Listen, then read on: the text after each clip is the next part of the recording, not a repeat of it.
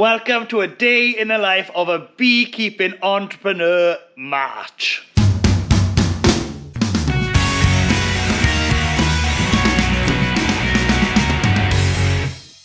Hello, I'm Griffith, welcome to Winning Griffith. Here we talk everything beekeeping, farming, countryside living. Now we do reviews as well. Now I have been feeding Fleer first thing this morning. I didn't do the school run, so I've got a bit of a head start on things. And it has been a pretty funny March. It's been cold, it's been wet. I've had the flu, so I've lost about 3 days worth of work there. But we are getting back into it. But unfortunately, we haven't done any bee work yet. The weather has been so bad, so we're going to probably go down feed some nukes today. We've got compost to pack. We've got the last of the cap bins to melt as well, so I want to do that. Today's a perfect day for that, raining, so we're not going to have bees interfering with us. And I may stretch this video over 2 days, because tomorrow I am picking up a new second-hand mower that I'll be using on the bees. It's quite a big beast of a machine, so we may get that in today's video, but we're not doing that today, we're doing that tomorrow. But it's still going to be an action-packed day, and I'm in the shop, and we've just had delivery of Protect paints, more paints. This is the paint that I actually use myself. 2.5 litre tins and 1 litre tins, right. Some first jobs we got to do, check the sheep, make sure they're okay, and then we can really start work. Bit of a difference here now, and I think last video, the video before, these daffodils are out. Here's a nice group down along there, but they have been battered by the wind and the rain. Horrendous weather.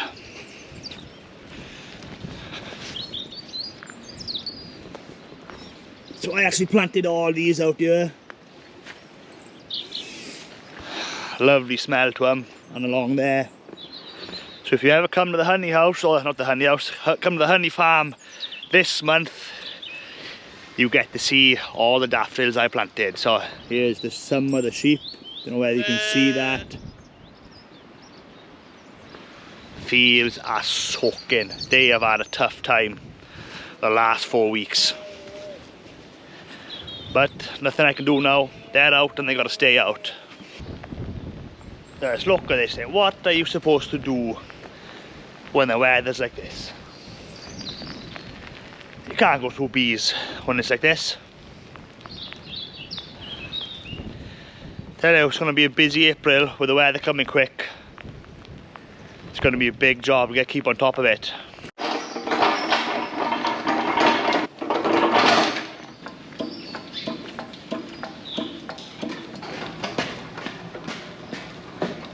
Look who just turned up. Melvin Evans. Come and do some work for Dad. Melvin said he's not working down on Dad's land today where the nuke yard is. He said he's going to come in here and waste everybody's time and drink our tea. And he said he's going to go home and have an early day and go to bed at 11 o'clock. Day in the life of male Winning Griffith. Sitting in ass all day. We got Romek. Say hello, Romek. And Harad. Tea maker. Tea maker. So, quick cup of tea and back to work. So we just had customers arrive. The gentleman over there, he's jibbed it. He doesn't want to be in the video. But we got a good customer in here. Getting the coffee bags. Trying that out for the smokers. And cushions maybe here. Always busy here.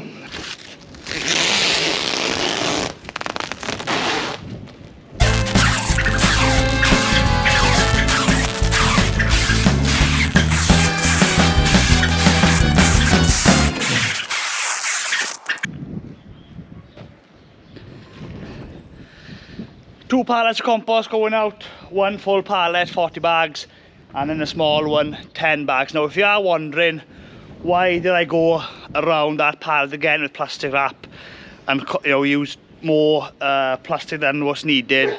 Well, the truth is, single wrapping a pallet of compost is not enough. The whole thing is going to fail in the shipping network. Guys over there then will be throwing the bags back on, bags get missing, bags will break down, there'll be a mess. So you've got to, it's your responsibility if you're selling anything, you've got to really pack things that it doesn't fail in transit. And take it from me, I've been selling this stuff for a few years now. Single wrap of cling film or pallet wrap is not enough for these heavy bags. They will slide if that lorry breaks suddenly or goes up hills, etc. So unfortunately, that's the only way. Here we are, here's my big wax tank.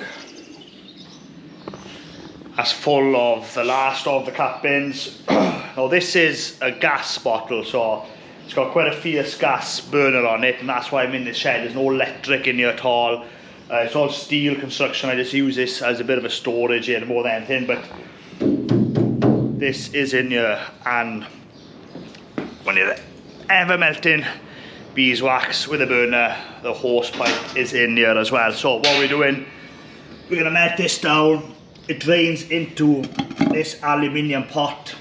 I drag that out of the way, put that one back in its place, and then I pour the wax into these buckets, and then I get a nice when that hands up, I'd only fill that halfway. I've got a lot more steel buckets in the back there, and that gives me nice decent size lumps of wax. And then of course that goes into the clarifier where it gets cleaned down and sterilised even further, and then we've got that wax to either make beeswax wraps, candles, sell it to anybody else. So this is basically the first stage of that process. Right, let's light it up.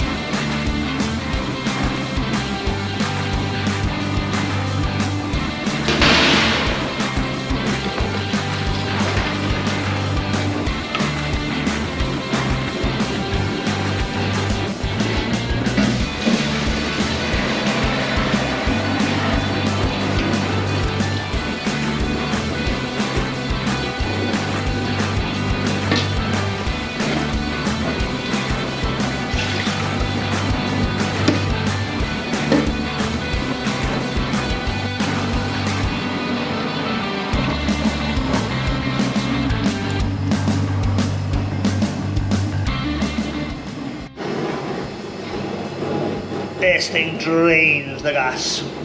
That's all I got left.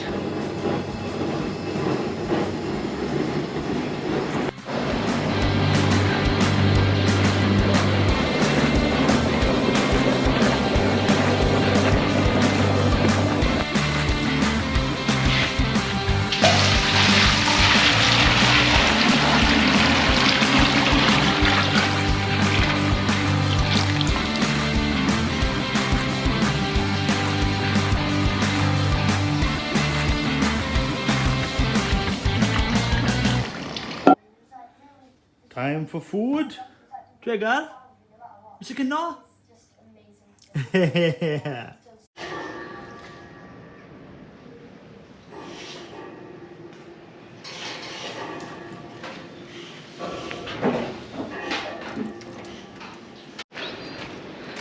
Alright, that's the wax done. Now, ideally, I'd clean that cage out right now when all that just rubbish is still warm and supple and it'll follow quite easy. But I just had a text message, a guy we've been selling big bales to, he's just sent the lorry down here right now.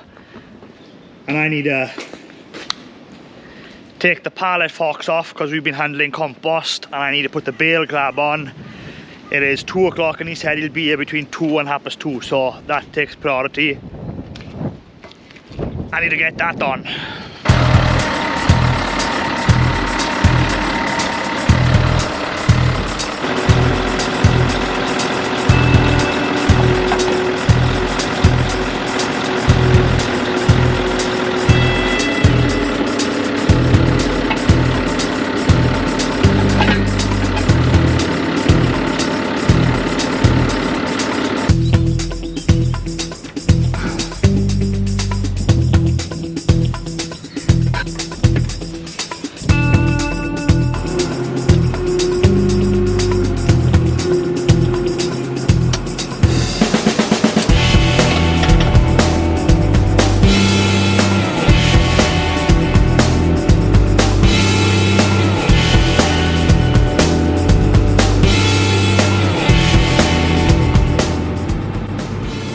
Not much room there.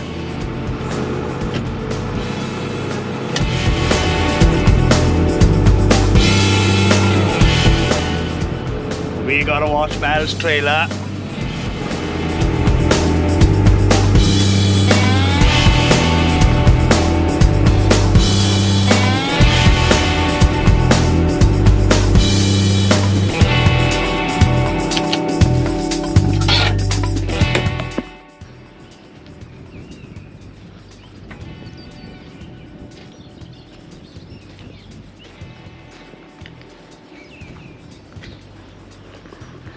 The stack is going down, so start the winter, all that was full.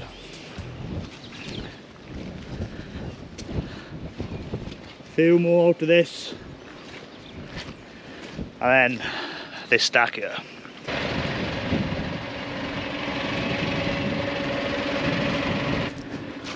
Another successful unload. And the stack is getting down.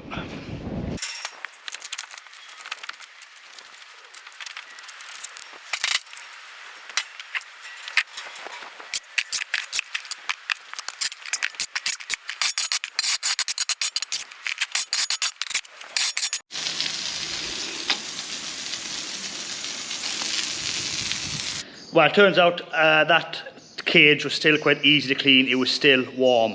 Now, if you're wondering, why do I melt my cap bins wax down again in the steam melter? Because if you follow this channel, you know I've got a big Loga clarifying tank. You could put all that wax straight from the app melter into there and save a job in between. But because we sell a lot of, I want to say, you know, premium wax for candles, we sell it perfectly filtered to other customers. I don't want to get that Loga tank dirty. If you saw in the cap bins and when I was cleaning the cage out there was a lot of crud left over, and basically what that is bits of bee, pollen, comb, wood, just, you know, hive debris that isn't actually wax, you know, propolis, that kind of thing. Now, for me, I'd rather get all that out in the steam melter, because I never really clean the inside of the steam melter down, because you just throw dirty wax in there all the time. And then we'll see at the end of the video, we'll take the wax out of those buckets. We're going to scrape the dirt off the bottom of them. And basically you've got wax which is 90% clean. And only that wax, that's the wax I want to put in my Loga tank. Because that Loga tank does the final stage of filtering and it sterilises the wax. So say someone wants to order wax, they want it super clean. The wax goes into the Loga tank. That heats up over 12, 15, 16 hours until the whole thing is runny. I pour that out, that comes out hot. That's perfectly clean, perfectly sterile wax, and then that can go out to be sold and used for multiple different things. So I like using the steam melter in between. Even though there is an extra cost there for me, I think that cost is worth paying to keep that Loga tank super clean. Next job, get clear. Good girl. Good girl. Ready for milk? Yeah, please. Yeah. Good girl. Everything gone okay today, is it? Yeah, really good deal. Thank you. Now there, right there. Handover. And just before I go feed Fleer, this is a new delivery from Anel. You've got to be very careful how you say that name.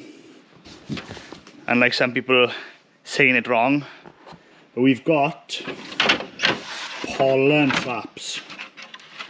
Super easy. They just fit into the entrance, sits there, no need to bolt nothing. This basket sits underneath and hopefully that will be full of pollen. So if anybody's thinking of catching pollen this year, we got some good traps from Manel, made in Greece, not made in the Far East, poor quality. That is made in Greece, really good quality plastic. Right, milk. And Harad has gone, she's taken the kid, not taken the kids, gone to pick the kids up. And it's 3 o'clock, and 3 o'clock, that's the time Fleer gets 3 o'clock milk. Once she's had milk and Hara comes back, I think I'm gonna do one delivery, come back, and then I'm gonna load the trailer up. I'm gonna help the father-in-law tomorrow, dehorn some calves, then I'm gonna pick a mower up, which I'll probably throw that in the end of this video for you to see the mower. But basically, that's it. Gonna give Fleer a milk, one delivery, back here, load up, ready for the morning, and that will be a good day's work if you ask me. Hey, come on, bud. Come on, bud. Sure you all know Tanny Puss by now? Well, that's Tanny's Puss sister Felix. She's a lot more wild than Tanny Puss, not as friendly. But they want some food.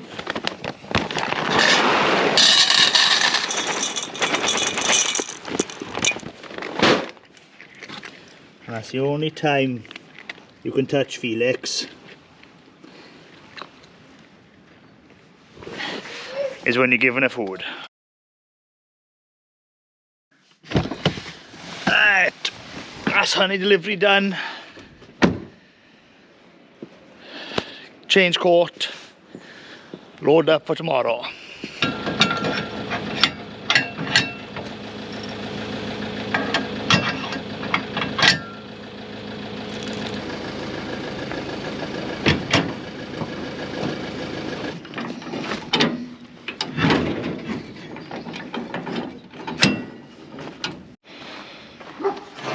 Right.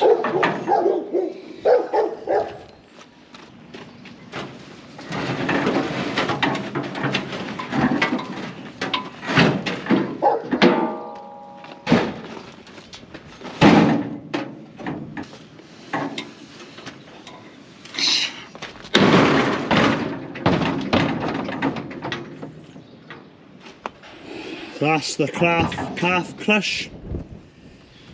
Head in here, can't move. Now we can dehorn safely. I just need to grab the floor from the shed. I've seen better days, but it'll do for tomorrow. We need that. So spray, and that's the dehorner. Just forgot we haven't checked the wax. Let's grab one of these buckets. Let's see. Should be alright. It is a bit warm, so I'd normally leave this till tomorrow. But since we're doing a video, let's see.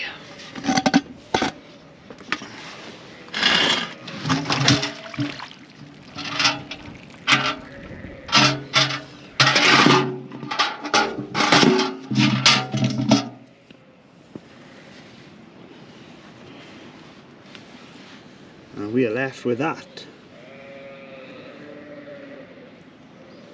So you see the crud comes to the bottom. So we scrape that off and wash that with a hose pipe, and that is it. We don't touch that until we're ready to put it in the clarifying tank. Much nicer to work with blocks that size. These ones are still too hot to come out, but basically what I do, while we come out here, get the hose pipe out, wash all this sticky mess away, because we don't want any bees coming in and rob anything.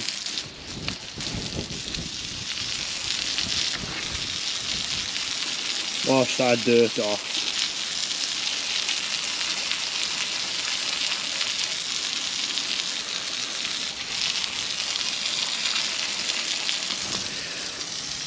Because it's cappings, you got a little bit of honey still in there, so you got to make sure you wash all that off. So there's nothing left here for bees to rob or whatever, and that can go into storage and the bees won't bother with it at all then.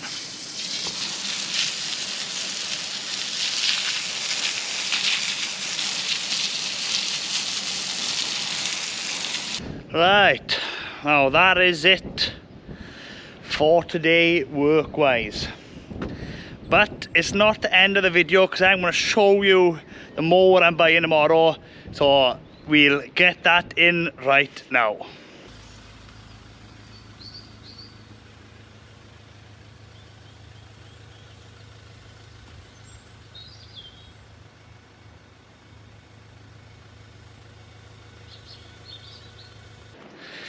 Well, that's it. Hopefully you like that mower, and that mower is going to be a big part of keeping the sites much cleaner and tidier moving forward than I have historically been keeping them. That's going to be able to cut through bramble and small branches and saplings and everything, and really make a big difference on my sites.